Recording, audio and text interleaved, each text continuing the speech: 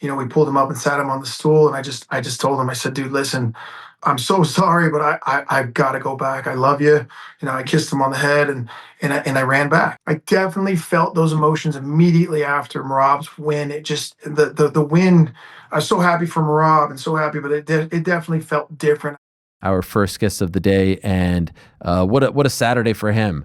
Can't imagine the range of emotions as well, going from massive fight against Yuri, standing by his side, coaching his guy, Khalil Rountree, up 2-0. Of course, we know what happened in the third, and then having to somehow compartmentalize things, put it in the back of his mind, and focus on Merab, who ends up picking up that huge win and another successful title defense against Cory Sandhagen. We're talking to the head man over at Syndicate MMA in Las Vegas, John Wood, kind enough to join us once again here on the program. Hello, John. How are you? Hello. I'm great, man. Thank you. I say, how are you? Like, people say, how are you? You see someone on the street, but like, really, how are you emotionally, mentally, physically exhausted? Yes. Okay. The answer to that would be yes. Already back into the gym, obviously. I just got done doing some privates, and I'll teach practice today. So that kind of always regrounds me. But what a roller coaster, obviously. Yeah, you just said it. It was a very mixed bag of emotions, bittersweet to say the very least. Definitely a different night, on a huge level. Obviously the Khalil situation was a very, emotional thing. But that's part of the job. It's the proverbial MMA roller coaster. It happens for the coaches, it happens for the fighters, and you just got to kind of suck it up and move on. When you came to the realization early on, these two fights are happening on the same night, which is a big deal in its own right, but then back to back, what are you thinking then, right? Because like usually you're with Merab in the back, title fight, you're getting ready, but now you're with your other guy and you can't be there for those final minutes. So like, I'm fascinated by how you're able to break down your time. What is the game plan then as far as like what you're going to do and how you're going to handle it? Yeah, it was definitely a crazy situation, and I knew going into it they were back to back. I knew that it was going to be a chaotic moment, but we did everything we could to mitigate that. We're in the same room, the same warm up room. Thankfully, like Merab, his warm up kind of usually is based around fighting Aljo for 5 rounds, so I don't have to do a whole lot of hands-on like pad work. And we had the guys there set up. I had the guys there working with him. We knew what, Aljo was always going to do what he does. Shane Shapiro was back there to go over a couple little things and a couple little last minute details with him. And then Khalil's the exact opposite. I'm very hands-on with him in warm up and, wrapping his hands and doing all that stuff and hitting the pads. So we had it set up, and I told the guys, hey, it's going to be a mad dash. I had one of the UFC people that was sitting outside of the cage for as soon as Khalil was done to run me back around to the other side of the arena. And I had to switch all the gears. You had to go into the champ gear. They wouldn't let me walk out with that stuff. So it was pure chaos. I honestly don't remember much in between except for cornering and the fights. And those guys are both professionals, and so they knew also what we were dealing with, and they handled it great, and everybody did their job. But yeah, man, it was definitely intense, a little more intense. Everything felt so fast. It was the quickest fight night I feel like I've ever had. Like I feel like we got to the arena, I wrapped his hands, holy shit, we're warmed up, and then walking out and then realizing, oh my God, Merab's right next. It was a lot. It was a lot, but that's part of the job. I tell my fighters all the time, you got to adapt to whatever's happening. You got to make sure you find a way to make it work. And that's for the most part what we did. And I felt like, other than obviously the outcome with Khalil, which was heartbreaking and devastating, it was a good night. All that kind of, I've always had a great ability to be able to shut my mind off, and I don't get nervous. I don't get rattled very easy on on those type of things. And it's a job. It's a part of the job. And as a coach, you're there for whatever the fighter needs, and it's not about me. It's about them. So, I can be as stressed out as I need to be, but I can't show those emotions. I can't feel those emotions. I have to be clear headed. I have to be focused for what they need. And, but it was definitely, it was chaotic. It was very chaotic. How are you feeling? Second round ends in the Rountree-Prochaska fight. He's up 2-0. I don't think anyone thinks otherwise. How are you feeling about, all right, we're headed into the third, the state of things, the way this fight is going? What do you remember thinking? Man, I knew Yuri was going to come out hard. I knew it, and that's just what that guy does. He's a different kind of fighter. He's got a different kind of mindset, different kind of heart. And I knew that obviously we were slowing down a little bit. I feel like a couple of the body shots into that round kind of changed how some of this went. Um, Man, there's just situations where I always say a fighter's DNA, they're going to revert back to what is, in their heart. And Khalil is one of those guys. He's going to go out on his shield. He's going to go out swinging. And, sometimes you can control that, sometimes you can't. And it just got to that position where he made a couple little mistakes. Yuri hit the gas pedal. I loved the way the fight was playing out. I would have liked to utilize some more kicks and some things in that, but I felt like we were handily in control. But it's a fight. You just don't know what's going to happen.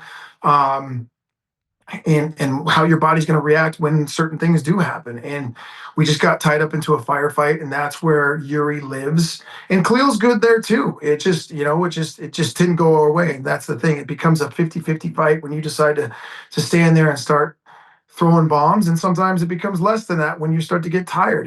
But like I said, Khalil is all heart, and those are some things that we're going to work on and try to change. Of like in those grimy situations, obviously there's some smarter things we could do, and that's on me to make sure that he's got those tools and those mechanics in there to be able to slow that fight back down, to be able to realize, oh shit, we're up 2 rounds, and I need to, I can win this instead of biting down and just throwing. So, that's on me. That's the part where I have to make sure that he's doing what he needs to do inside the room and make sure that those bases are covered. So when we do get into those type of situations, it's the same kind of very similar situation with Pereira, that he knows there's other ways. When you have a moment like that, and unfortunately your guy loses, and it's a heartbreaking loss, and it's a scary loss as well. That was a knockout. You're with him. You're by his side. You go to the back. You're sticking with him. He's not only your fighter, guy you coach. He's your friend as well. You have to dart to the back, change clothes. I can't imagine you're not thinking, at least a part of your brain is thinking, like, how's he doing, right? How are you able to put that on hold for 30, 40 minutes as you're now focused on a massive title fight? How did you do that? Yeah, that part really sucked. When he was laying down there and they let me in and he's laying in a pool of blood, it was definitely heartbreaking. I love that guy. I've been with him for so long. He's family to me. And to have to leave that situation was very, very hard. Very, it sucked. Like I waited till, we pulled him up and sat him on the stool, and I just told him, I said, dude, listen, I'm so sorry, but I've got to go back. I love you. I kissed him on the head, and I ran back. And on the way back is where, on that run, I just said, okay, you know, that's over. We're on to the next. Clear your head and refocus. And that was that I gave myself that period of between the cage. So I went behind the curtain, and then it's a new fight. And it sucked. I will tell you this. I definitely felt those emotions immediately after Merab's win. It just the win. I was so happy for Merab and so happy, but it definitely felt different. I was just there's a level of heaviness there that just and I do feel guilty for leaving him. Like that sucks. Like it sucks to have to leave a fighter like that, especially who you spent so much time and so close with. But again, this is a job, and every fighter is just important as the next, and they expect me to do that job and show up and be there for them. And Khalil would expect that too if it was vice versa. I know the only thing that makes that feel better is that if the roles were reversed, Khalil would want me to do the same thing. So that is just it's just at this level, you pray for to be able to have a career, coaching career, have fighters like this in these kind of big moments. And so sometimes they're going to go the way you want, sometimes they're not, but you just have to keep pushing forward. And that was, like I said, I refuse to allow myself to feel feelings or my emotions to get involved with what's happening in the fight. I'm very good at turning that off, and that's what I had to do until afterwards. This has happened a few times over the years. It's somewhat rare, obviously, to have two fights back to back on such a big stage. I'm just curious, did you ask any other coaches how they dealt with this, or were you kind of just going in there and figuring it out on your Well, own? yeah, I've actually done this before, and I've done it in the UFC before, but not on that level, Yeah. on that stage. I've had multiple back-to-back fights in the UFC multiple times. So you know what to expect. It's just the moment of the grandness of the moment is what changes, and how much at stake. It's just I really wasn't worried about that process. I really wasn't worried. Obviously, I thought the outcome, would be different, with Khalil, but you're just prepared. You got to go in preparing yourself for the worst. You hope for the best, prepare for the worst. And so, again, you can't have these. You can't collapse. I don't allow my guys. If I tell my guys, hey, a bad round happens. Oh well, the round's over. It's time to move to the next, and we have to figure out how to win the second round. If a bad round happens, you got to go. Okay, how do we win the third round? It's a new fight every time, and that's the way I kind of hold myself too. Is that I'm not allowed to have those situations or feel that stress or feel that pressure in any kind of moments. It's the same thing. I have to be clear headed. They have to be clear headed, and I just knew I wasn't too. Like I said, I wasn't too stressed about the situation. In fact, I don't make it a major thing in my own head. I don't allow myself to overthink those spots because you just, like I said, we're out there to do a job, and the job is to be there for the fighter no matter what. So it just very interesting, but I felt like, again, I don't really remember a whole lot in Yeah. between the fights. I remember cornering everything great, but like it was definitely rapid fire. You were a lot closer, obviously, than we were. How close was Merab to finishing Cory in the second? Super close. Like I feel like there's a lot of referees that would have stopped that fight and had Merab. Here's the deal now. Merab now knows he's capable of knocking somebody out. So you will see a different Merab when that situation happens again, and it will happen again. Merab had him rocked. He was excited. He got back into like wrestle mode real quick. And that was the thing. If he had just given some space and stepped back and started unloading on him, then I think that fight gets stopped. I think we're talking maybe 3 to 5 punches away from him on the ground. And all, you know, all kudos to Goddard for letting it go because the fight obviously went 5 rounds. All kudos to Cory for getting back up and toughing that shit out. But it was very close. It was very close. And that is something that we will be in the gym ASAP, training those scenarios and those situations where the next time that happens, Merab will be cool, calm, and composed and how to finish a fight on the feet, And so it was very close. And it was one of those, oh my God, Yeah. moments. And then it obviously we moved on from it and then it's on to the next. We were hypothesizing earlier. Is he just kind of playing with his food out there? Like 37 takedown attempts, 20 takedowns. Are you thinking like, Merab, come on, man. You love this, clearly. You love this. You're freaking shadow boxing at the club at 4 a.m. with your shirt off and the belt. You love all of this. We get it. But is there any part of you being like, yo, man, were you there, by the way? I know Danny was there. Were you there? No, I didn't go, man. The whole week was super exhausting. And we got so many camps. We got 30 people in camp right now. So Jeez. me to go out to a club for until 5 a.m. isn't going to do me good. I'm old now, and I wanted to go, but I know what kind of chaos comes with that stuff. And like I said, the funny thing about Merab, he's dead ass sober when he's doing that shit. Like he doesn't drink, he doesn't party, he doesn't do drugs. Like he's around on that stage at 5 in the morning, dead ass sober, drinking water all night. And but I just like for me, we got too much going on here for me to go out. And if I go out like that, I'm going to drink, I'm going to party, and have a good time. And then I'm going to be smoked, come Monday, I'm not going to be wanting to be Yeah. back in the gym doing what I'm doing right now. So, but yes, to answer your You question, kind of rolled your eyes there. So like, I feel like you sort of agree. what? Agree with what? The playing with your food, like just kind of like not like you could end this maybe. Yeah, we knew Cory was going to be a tough fight from, a tougher fight. I really don't know if there's such thing as a tough fight for Merab. Like Cory's one of the best in the world. He gave us a great fight, and there were some things that he was absolutely doing that, were making Merab think a little bit.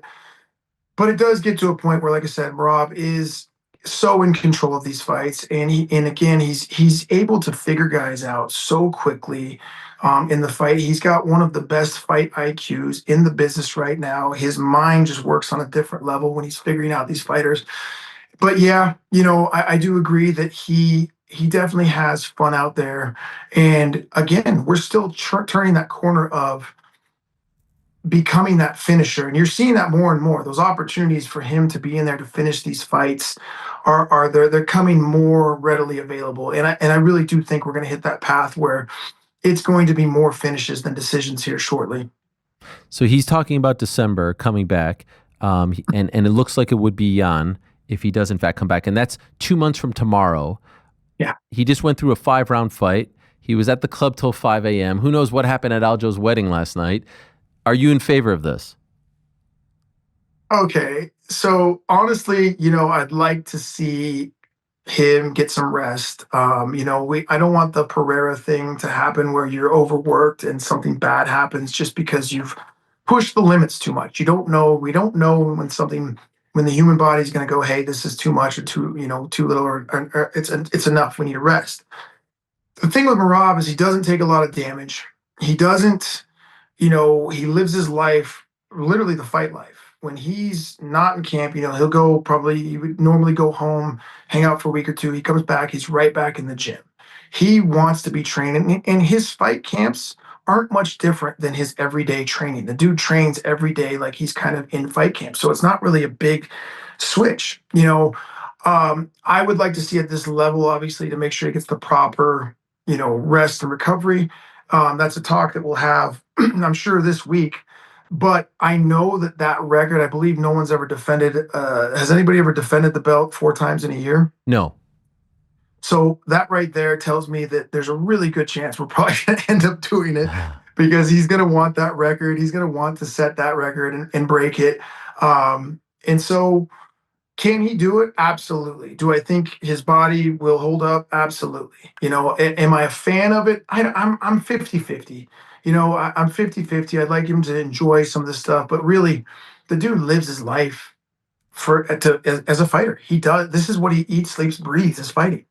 So who am I to tell him not to do it? Like if he's healthy and he's happy and he's ready to come back and get into it, I'm not looking forward to getting the shit beat out of me by him for another 6 weeks. I like the break. Like Merab camps are the hardest camps. That dude beats me up like nobody. I lost like 15 pounds during those camps, and so we'll see. But my gut is telling me he's going to want to do it.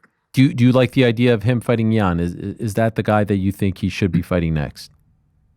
Yeah, I think that's the best guy right now. I think that's the next best guy I'm a big fan of Peter Yan. I think he's a great fighter. I think he's the best guy available at the moment to make that happen. So obviously we have Umar and Batista fight coming up. So I just think that Yan makes the most sense. And so you talked about losing weight. I thought you were going to say, like when you're in camp with him, I thought you were going to say because you were sick as well this time around. Weren't you sick for like the last 4 weeks or something like that? Yeah, man, I'm pretty sure. I think definitely had bronchitis. I still got a cough 4 weeks. COVID's going around. I don't know. Like, I guess that's a thing still.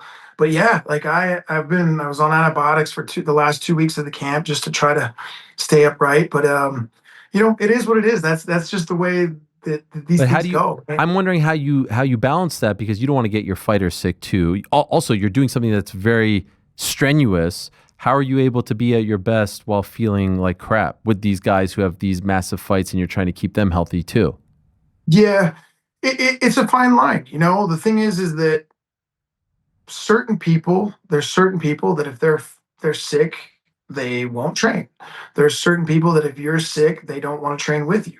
Then there's certain people that don't give a shit, and these two guys are guys that are going to train and do whatever no matter what.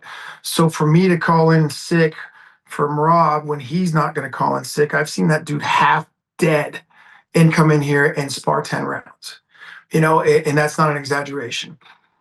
So for me, it's literally we all hold each other accountable, and whatever the fighter is going to put out, I'm going to be there for. And if they say, "Hey, coach, you're sick. Let's take a couple days or whatever," but also too, I'm not bitching and complaining about it to them. That's not. I go home to my wife, JoJo, and then I die there and try to get her to take care of me. But she's kind of the same way as them. She's like, "Get your ass to work. Take some medicine." Actually, she wouldn't even take medicine. She's like, "Just man up and go." So it's one of those things where everybody's different, everybody's different, but the accountability, those guys, they're not going to take days off. So I'm not going to take days off, and we all everybody gets sick during fight camp. Everybody gets hurt. Who gives a shit? It's just the job we do. So Merab wins the fight. Now you could go back and maybe breathe a little bit. I'm sure you check in with Khalil. Could you tell us how's he doing? I saw he posted something on social media. You posted something about him as well. I saw his wife post something as well. But could you tell us how's he doing? Here's the message. How's he handling the loss? Obviously, there's some tears shed and tough. Like it's a heartbreaker. He knows how close he was to that, to that win. Superficial damage, a couple cuts. I think he's got a little crack in his nose, but all in all, he's okay. He's gonna be fine. There's nothing bad, no broken orbitals, no bad stuff like that. A swollen eye and some cuts for the most part. We will meet up this week, and sit down and watch the fight and go over. I've already kind of got a game plan in my head of what I think we need to do to make changes, and I need to meet with him and see what his ideas and thoughts are and what we can all do better. I feel like there's some things that I left on the table that should have been left on the table that I need to do better as a coach to make sure that shit doesn't happen ever again, and same thing with him. So we'll come and we'll meet in the middle. But I think it's still, in that division and the way Khalil fights, obviously his two losses, fight of the night fights, he's going to go out on his shield, so we have to make sure that we don't have to do that. And we're winning these fights that we should be winning. And I think that the purpose and the plan is still the same. He's still got that competitive fire, and I think he's going to come back fired up more.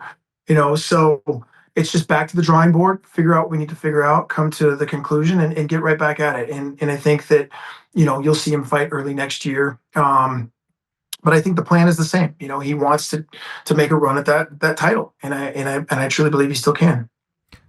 We don't know what Alex is going to do next, but just curious because you were there. That version of Yuri, can he beat Alex? Man, listen, Pereira is one of those guys that I think has earned the fact. Like, until you see a massive drop off in his production and how his fight, his body, his speed, his power, he's a guy you just don't bet against. I would not bet against him with anybody. So I think that Pereira has earned that. I'm not going to say quite John Jones, where you don't bet against John Jones, but Pereira's pretty damn close, man. I don't think that there's any man out there right now that can deal with him on that level when he shows up like that. And I think it'll be the same with Yuri. I think Yuri's a fantastic fighter. Big fan of him and his fighting. He's fun to watch. But Pereira's just on a different level. When that man is locked in, it's one of the scariest individuals you could ever get into a cage with. Mm. He's just big, he's nasty, he's mean, he's fast, he hits hard. He's scary looking. Just standing next to the guy, it's kind of scary. So I would say that right now he's on top of his game, and I think he's going to stay there for a while. I feel like one day we might say the same about Atiba Gauthier, and I know you have to run and coach practice, but could I just ask you, I saw you with him, doing some work with him there. Like, that dude is scary as well. I mean, he's unbelievable. What do you think of him? I think the sky is the limit for that kid. He is young, nasty. He's a little mini Francis Ngannou with 10 times more athleticism. And unfortunately, I sparred that guy one day, just light, and I ain't been hit like that in a long time. And where I didn't even see shit coming, and I was seeing stars afterwards. It was terrible. It was terrifying. So I think that guy right there, you're looking at the future of that division, and he's only getting better too. So I really think that he might be one of the scariest guys in that division right now, if not in the UFC. He's a nasty, nasty dude. Thank you, John. Appreciate the time very much.